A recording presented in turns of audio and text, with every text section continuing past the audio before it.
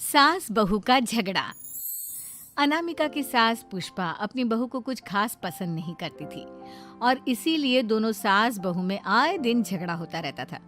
सास बहू के झगड़े के चक्कर में अनामिका के पति मोहित की जिंदगी मुश्किल में पड़ गई थी।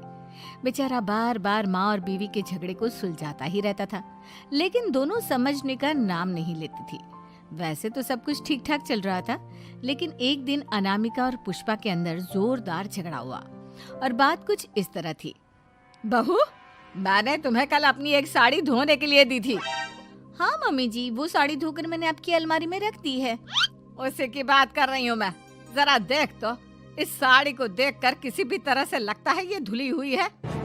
अरे मम्मी जी, मैंने आपकी साड़ी वॉशिंग मशीन में अच्छे से धोकर सुखाकर आपकी अलमारी में तह बनाकर रखी थी। आपके तो नखरे खत्म ही नहीं होते। अरे कैसी बात कर रही है मुझसे? मेरे नखरे? अरे मोहित, जरा ये देख तो, ये साड़ी धुली हुई लग रही है क्या? अरे मम्मी, जब अनामिका कह रही है कि उसने साड़ी धोई थी तो मान लो ना। हर बात पर झगड़ा करना जरूरी है क्या? क्या है ना मोहित, तुम्हारी माँ को तो मेरे हर काम में नुस्ख निकालने की आदत पड़ गई है। जब तक दो चार खरी खोटी सुना नहीं लेती ना, इनका दिन नहीं निकलता। अरे चुप कर, बहू होकर मुझे जवाब देती हो। एक तो गंदे कपड़े उठाकर अलमारी में रख दिए, ऊपर से कैंची की तरह कचर कचर बोली जा रही हो। अरे मम्मी जी, आपको समझ में नहीं आता क्या? मैंने साड़ी धो कर रखी थी। तो फिर इतनी गंदी क्यों लग रही है? अब मुझे क्या पता मम्मी जी, आप इस पर इस तरह तेल और घी की चिकनाई के दाग लगाकर लाएंगी तो ये मेरी जिम्मेदारी थोड़ी ना है। अरे तो हाथ से धोना चाहिए था ना। मैं आपकी बहू हूँ, नौकरानी नहीं जो एक कपड़ा रगड़ रगड़ कर हाथ से धो दूंगी। आपको पहननी है तो पहनिए, नहीं तो रख दीजिए। तुझे तो मैं अच्छी तरह बताऊंगी, मुझे जवाब देती है। एक दिन सुबह के वक्त, अरे अनामिका, मेरी व्हाइट शर्ट कहाँ है? आज ऑफिस में बहुत बड़ा प्रेजेंटेशन है और मुझे वो व्हाइट शर्ट पहन कर जाना है। मुझे पता है, आपने मुझे 2 दिन पहले ही बता दिया था और आपकी शर्ट मैंने धोकर अच्छी तरह आयरन करके अलमारी में लगा दी है। जाइए वहां से ले लीजिए। अनामिका, ये तुमने क्या किया? ये देखो, शर्ट पर लिपस्टिक का दाग लगा हुआ है और ये तो एक जगह से जल भी गई है। नहीं नहीं मोहित, ऐसा नहीं हो सकता। मैंने तो तुम्हारी शर्ट ठीक से इस्त्री करके अलमारी में लगाई थी। तो फिर ये जल कैसे गई अपने आप? अलमारी में लटके लटके थोड़ी ना जल जाएगी। पर मोहित, मुझे अच्छी तरह याद है। देखो, अपनी गलती को छुपाने की कोशिश मत करो। और अगर शर्ट जल भी गई थी तो तुम्हें पहले बताना चाहिए था ना। मैं नई शर्ट लेकर आ जाता। अब ऐन वक्त पर शर्ट कहाँ से लेकर आऊं? मेरा इतना इम्पोर्टेंट प्रेजेंटेशन था, सब खराब हो जाएगा। अरे बेटा, क्यों परेशान होता है? ये देख, मैंने तेरे लिए पहले से ही एक नई व्हाइट शर्ट ला कर रखी है। लेकिन मम्मी, आप मेरे लिए व्हाइट शर्ट क्यों लेकर आई? अरे मुझे पता था तेरा प्रेजेंटेशन होने वाला है और अपनी इस बहू पर तो मुझे बिल्कुल भी भरोसा नहीं। क्या पता मेरी साड़ी की तरह तेरी शर्ट भी गंदी करके रख देती। और देख, वही हुआ ना। बेटा, सारी टेंशन छोड़ और ये नई शर्ट पहन कर जा। थैंक यू मम्मी, आज तो आपने बचा लिया मुझे। कुछ दिनों के बाद, अरे अनामिका, जानती हो, ऑफिस में मेरा जो दोस्त है ना अमर, आज उसका बर्थडे है और उसे तुम्हारे हाथ का चॉकलेट केक बहुत पसंद है। थोड़ा सा बनाकर टिफिन में रख दो ना प्लीज। हाँ हाँ, क्यों नहीं। मैं बहुत अच्छा केक बनाकर आपके दोस्त के लिए रख दूंगी। तुम्हारे हाथ का खाना खाकर तो वैसे ही मेरे ऑफिस के सारे लोग इतनी तारीफ करते हैं, क्या बताऊं। प्लीज एक अच्छा सा केक और बना दो, मेरी तो ऑफिस में शान बढ़ जाएगी। अनामिका केक बनाने के लिए रख देती है।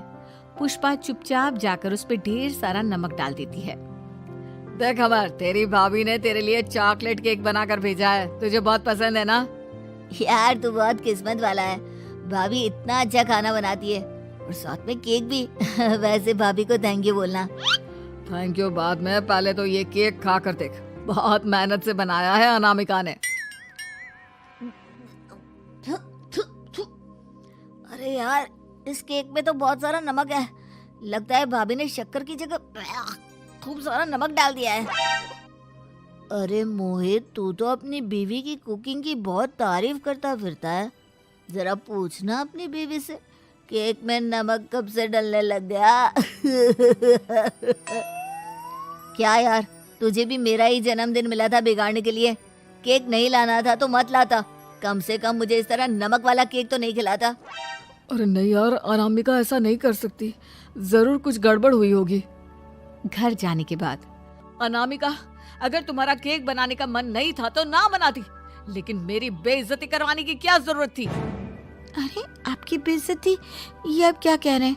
मैंने तो सुबह आपको इतने अच्छे तरीके से केक बना कर दिया था।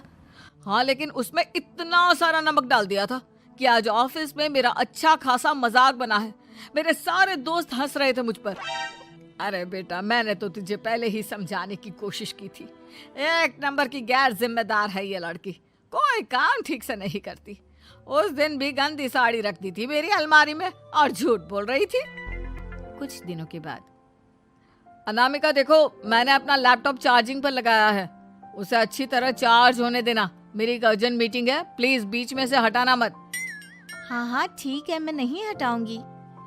पुष्पा चुपचाप से जाकर चार्जिंग का बटन बंद कर देती है। थोड़ी देर बाद अरे ये लैपटॉप चार्ज क्यों नहीं हुआ? और ये बटन किसने ऑफ कर दिया? अनामिका इधर आओ। क्या हुआ? क्यों चिल्ला रहे इतना? अनामिका, मैंने तुमसे कहा था ना, मेरा लैपटॉप चार्जिंग पर लगा हुआ है, मेरी अर्जेंट मीटिंग है। तुमने इसका स्विच ऑफ क्यों कर दिया? अरे मैंने ऐसा कुछ नहीं किया, मैं क्यों स्विच ऑफ करूंगी?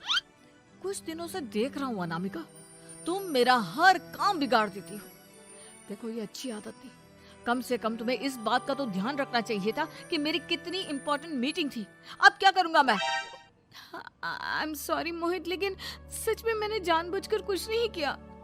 अगर जानबूझकर नहीं किया तो क्या सब कुछ अपने आप हो जाता है? कभी मेरी शर्ट जल जाती है, कभी केक में नमक डल जाता है। आप मेरी बात क्यों नहीं सुनते? मैंने जानबूझकर कुछ नहीं किया। फिर से वही बात। अरे कितनी बार तुम्हें समझा चुका हूँ, इस तरह मेरा काम बार बार मत बिगाड़ा करो। तुम जानती हो मुझे कितनी प्रॉब्लम होती है। ऑफिस में तो पहले ही बेइज्जती करा चुकी हो, और अब ये मीटिंग, ये भी मेरे हाथ से निकल गई। अनामिका की समझ में कुछ नहीं आता कि आखिर उसके साथ ये सब क्या हो रहा था और क्यों हो रहा था। फिर कुछ दिनों के बाद मोहित अपने ऑफिस से कुछ फाइल लेकर घर आता है। अनामिका, ये कुछ फाइलें हैं, इन्हें संभाल कर रख दो। और प्लीज इस बार ध्यान से, कोई गड़बड़ी नहीं होनी चाहिए। नहीं मोहित, कोई गड़बड़ी नहीं होगी। मैं सारी फाइल्स अलमारी में लॉक करके रखूंगी और चाबी अपने पास रखूंगी। अनामिका, जरा अलमारी की चाबी तो देना। क्यों मम्मी जी, आपको क्या काम है? उसमें मोहित की जरूरी फाइल रखी है और मैं नहीं चाहती कि इस बार कोई भी गड़बड़ हो। पता नहीं कुछ दिनों से हर काम खराब हो जाता है। अरे मुझे उसमें से पैसे निकालने हैं और उसके बाद ले लेना अपनी चाबी। मैं खा नहीं जाऊंगी तुम्हारे पति की फाइल। अनामिका को अपनी सास पर शक होता है। चाबी देने के बाद वो चुपचाप छुपकर अपनी सास की हरकत देखती है। ये फाइलें उठाकर डस्टबिन में डाल देती हूँ, फिर देखना कैसे मोहित इसकी खबर लेगा। इस बार तो छोड़ेगा नहीं इसे। वैसे भी पहले मैंने जो कुछ भी किया है उसकी वजह से अच्छी खासी डांट पड़ी है, मजा आ जाएगा। अच्छा तो ये बात है, सारा काम मम्मी जी बिगाड़ देती हैं, वो भी इसलिए क्योंकि मेरा उनसे झगड़ा हो गया है। सास के जाने के बाद अनामिका मोहित को बुलाकर लाती है। क्या हुआ अनामिका, क्या दिखाना है? ये देखिए, आपकी फाइल डस्टबिन में पड़ी हुई है। इसीलिए तो कहा था संभाल कर रखना, और तुमने उठाकर ये फाइल डस्टबिन में डाल दी।